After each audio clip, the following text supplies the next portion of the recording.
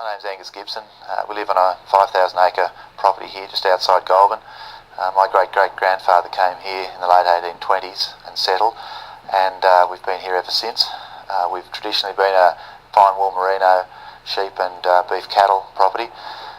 This year, for the first time in over 150 years, we've completely destocked our sheep. The drought itself has impacted in a number of ways. As you can see behind me, a lot of our dams have dried up completely, which means there's some parts of our property we can't use at all.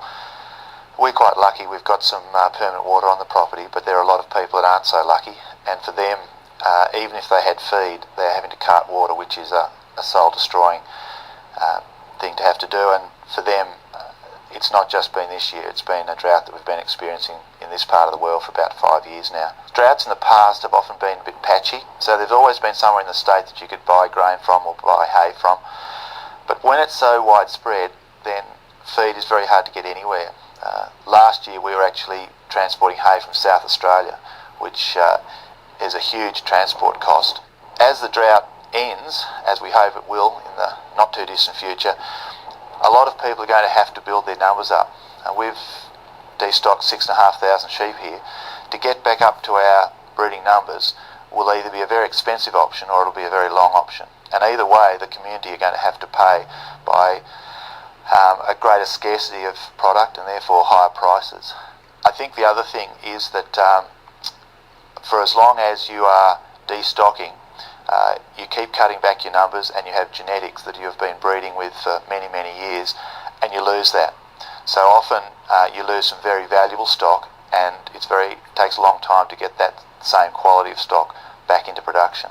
I think the biggest thing about drought that affects people is that, unlike a flood or a fire, which happens, does damage, and then you get on with repairing the damage almost the next day, a drought goes on, and it just saps your will, saps your confidence, saps your hope, I suppose, and it's that long lingering nature of drought that makes it so hard to cope with.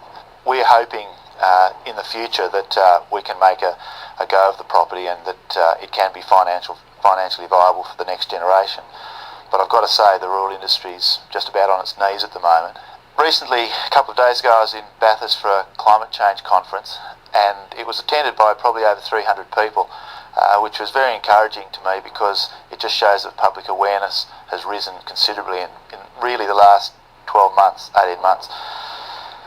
The same conference held 2 years ago would have had a dozen people probably. We've got to look at valuing, as I said, not just the production of the usual meat and beef and wool off a property, but also the services that it provides, the clean water, the carbon sinks that the trees provide. And I'm hoping that in the future that there will be a value placed on them so that property owners can look after their property, that they can truly value the trees and the vegetation they have on their property, which is sequestering the carbon.